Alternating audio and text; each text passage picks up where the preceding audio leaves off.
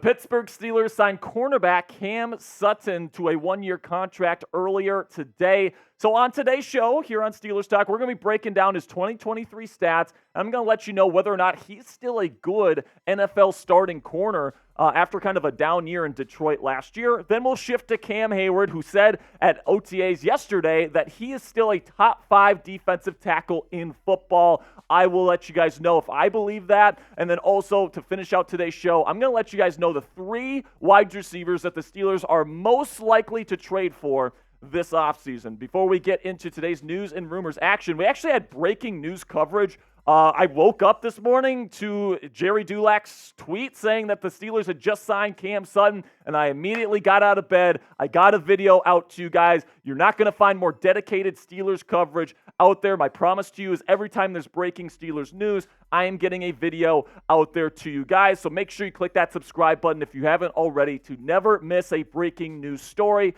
I still think the Steelers are going to be adding another wide receiver in the coming days, if not hours. So do not miss that. Click that subscribe button right now for extensive breaking news coverage on the Pittsburgh Steelers. Now let's get into Cam Sutton here, where you guys, I gave my thoughts this morning on the breaking news video when it came to this signing, where they're bringing back Cam Sutton, who was your number 1 corner 2 years ago. You lost him in free agency to the Detroit Lions last offseason. Now you get him back on a 1-year veteran minimum contract after some legal issues. You know that he was charged with felony domestic battery after strangling his girlfriend in Florida. He ran from police for 3 weeks, turned himself in. He's been going through a program, and the charges have been lowered to a misdemeanor, a battery assault charge. So listen, man, Sutton signed his contract today. He practiced with the team in Pittsburgh today at Steelers OTAs, and yes, he is wearing number 20. But the big question that every Steelers fan should have on their mind right now is this guy still any good? Because last year in Detroit, they had big expectations for him, paying him a pretty decent contract, and he definitely underperformed. 65 tackles, a couple tackles for loss. He did have 1 interception and 6 pass breakups, but I'm not sure if just the baseline stats really do it justice, just how bad Cameron Sutton was on the outside for Detroit last year. You look at the advanced stats, completion percentage over 65% there. Yards was by far the most he's given up in his career at 888. Yards per target, almost a first down every single time somebody targeted a receiver that Sutton was covering. And then he gave up 5 touchdowns, which was the most he has given up in his entire NFL career. So it definitely was disappointing, to say the least, for Cam Sutton in 2023. And then after the incident in Florida, and the charges came out, it was a pretty easy decision, especially when he was hiding from police, for Detroit to let him go this offseason. And then you look at the Pro Football Focus grades, from him from last year versus his last year in Pittsburgh, which was arguably his best season in the NFL. I mean, the PFF grade went from 71.6, a pretty decent grade, to just a 56.0, which is obviously not as good. And then the coverage grades went down as well. He had a 70.4 coverage grade in 2022 with the Steelers, and that went all the way down to a 53.9 in 2023 in Detroit. But listen, man, I still think Cam Sutton, especially because the Steelers are going to be playing him pretty much exclusively as a slot defender. That's where he is best. I think he completes the Steelers defense, and he makes this defense one of the best units in the National Football League, bar none. We'll talk about the Steelers defense and how I think he affects this defense moving forward. But first, go ahead, let me know down there in the comments section. Do you approve of the Steelers signing Cam Sutton? Because there's definitely mixed feelings, right? There's the incident that he had. He has the legal troubles, but also he's a good football player, and you're getting him at a really good value. So let me know where you're at down there in the comments section for today's pinned comment. YouTube's going to throw you an ad break here in just a couple of seconds. And when that happens, take advantage of that time by letting me know your thoughts on the Steelers signing Cam Sutton.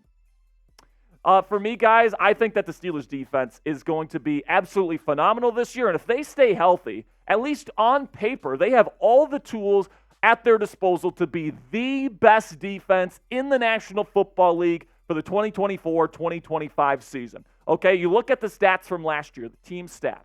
Points per game, 19.1. That is 6th in the National Football League. Now, the yards per game and the third down percentage were a bit lower at 21st overall, but then the red zone percentage was 6th, and then the turnovers, they did a good job turning the ball over. That was tied for 8th. And listen, guys, it's not like the Steelers defense was healthy and, was full steam ahead, right? They had a lot of problems last year on defense, and they were still putting up very respectable numbers, especially down the stretch, right? Cam Heyward was playing with that injured groin literally all season. He missed a good chunk of the season as well. And then also, Cole Holcomb gets injured. Landon Roberts gets injured. DeMonte KZ has a suspension. There's multiple injuries to linebackers and safeties all throughout last year, and they were having to bring in guys like Mykal Walker and Trenton Thompson, and, they had to bring in Eric Rowe, right? They had to bring in so many players that were previously free agents. No one else wanted them, and they had to bring them in mid-season to kind of save the season. So listen, man, I think that what Pittsburgh has done this offseason has been fantastic. And I think defensively, Pittsburgh had a really good defense last year, right? Top 6 in points per game allowed.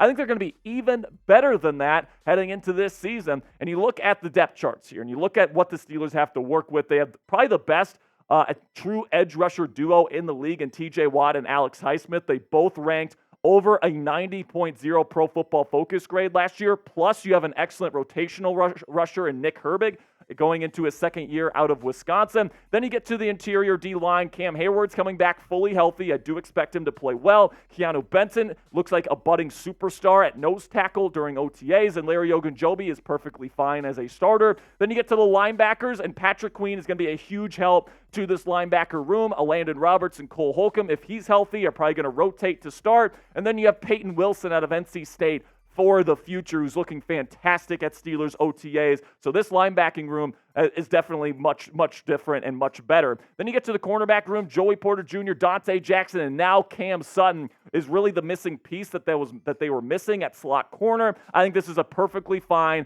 cornerback room, especially with Joey Porter being as locked down as he is. Then we get to the safeties. The free safety is going to be Minka. The strong safety is going to be Deshaun. And then when they go to their 3 safety packages, DeMonte KZ will play the other safety spot, and Deshaun Elliott will play the bandit role, which is a linebacker safety hybrid role that takes on the responsibilities of the linebacker. So listen, man, let me know down there in the comment section. Is this the best defense on planet Earth right now? I think it is. Let me know what you guys think down there in the comments section by giving me a yes or no. Now let's shift over to Cam Heyward here. Talking about important pieces to this defense. Cam Heyward told reporters when he returned to Steelers OTAs yesterday that he is still a top 5 defensive tackle in football, despite the fact that he is getting up there in age, right? He's 35 years old. He's not getting any younger. People have been speculating about a potential retirement for multiple years now. He says he wants to play 3 more years in the National Football League. And last year, people are like, we can't pay this guy big money because his stats were terrible last year. Well, first of all, they weren't terrible, okay? 33 tackles, 6 tackles for loss, 2 sacks, and then a Pro Football Focus grade of 73.1, which, by the way, was still in the top 25 of all defensive tackles in the game. And he was playing with an injured groin all season, all right? And that's the thing that I think people who are saying Cam is washed are completely missing here. This guy played and he sacrificed his body for his team last year, and of course he wasn't going to play as well on that injured groin. He couldn't even practice during the week last year. He couldn't even practice. He could only play in games. It was that injured, and he still put up 2 sacks. He still had 6 tackles for loss. He was still a top 25 defensive tackle in Pro Football Focus grading last year. And then you look at the 2022 stats from last year, and he was still putting up elite production the last time he was fully healthy. And then the Pro Football Focus grades here. I mean, you look at these grades. It's an elite grade from 2022 all the way to pretty much 2018, 2017, all in a row. And then 2023, yes, there's a dip, but again, he was playing on an injured groin. All right, if you're going to expect that Cam Heyward on that injured groin to be that player that we saw in 2022, where he had almost a 90.0 Pro Football Focus grade at 34 years old, I still think, when we get a fully healthy Cam Heyward this year, I absolutely think we're going to get the best of him. Now, yes, could he diminish a little bit in the final years of his career? Sure, but I do think he is worth the money that the Pittsburgh Steelers are eventually going to give him this offseason because he's the heart and soul of this locker room,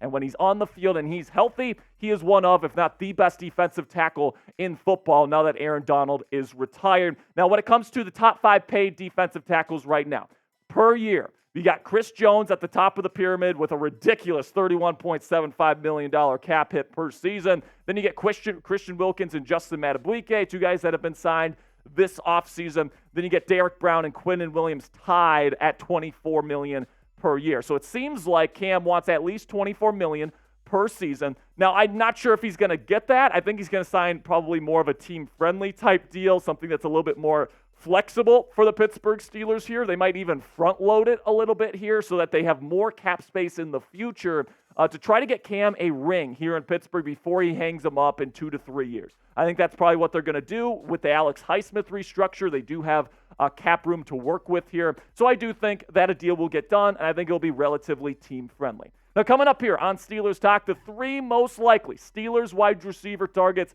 that the Steelers could end up getting. But before we get into that, let's have a word from our sponsor here at Fanatics. Go to chatsports.com/throwback. Use that link and then make a purchase. Fanatics is going to send us part of the proceeds. So if you want to support the channel and you want to get an awesome throwback Steelers t-shirt to rock at summer barbecues, at your nephew's baseball game, whatever the case may be, and then also training camp is coming around the corner. This shirt would look damn good on you, man. Go to chatsports.com/throwback. I'll put that link in the comments and description of today's show, and I really do appreciate your guys' support. So now let's get into these wide receivers here. Because I think there's 3 receivers that I think are probably the most likely for the Steelers to acquire here on the trade market. There's a lot of talk about Brandon Ayuk and DK Metcalf and Deebo Samuel. I think those 3 are probably less likely. And, this first name on the list, people are going to be like, Jack, this is unlikely too. And Cortland Sutton, is somebody that, the Denver media has said the Broncos are not letting go of Cortland Sutton. So that's probably what you're telling me right now. Jack, they're not letting him go. All these reports saying that Denver wants him and they love him and all this different stuff. Didn't Denver already shut these rumors down? Well, yes, they did, but I'm not sure if it's completely dead to see Cortland Sutton in a Pittsburgh Steelers uniform here in 2024. And there's a couple reasons for that. Number one, Sean Payton, the Broncos head coach, is notorious for his use of smoke screens in the media. All right, they did it with the J.J. McCarthy hype this year.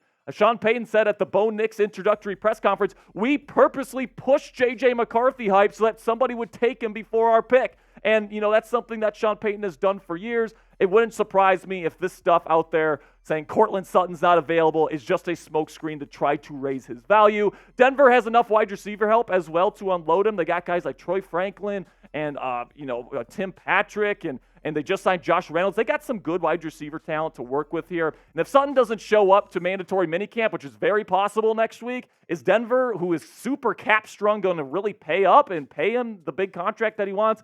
I'm definitely skeptical. So listen, if Denver says you can have Cortland Sutton for a 3rd-round pick in 2025, I am pulling that trigger. Cortland Sutton has excellent chemistry with Russell Wilson, caught 10 touchdown passes from him last year. He'd be a bona fide number 2 receiving option here in Pittsburgh, and at this late stage of the game, this is something I'm willing to do. But let me know down there in the comments section, would you accept this trade if you were Steelers GM Omar Khan? Give me an A or give me a D down there in the comments section.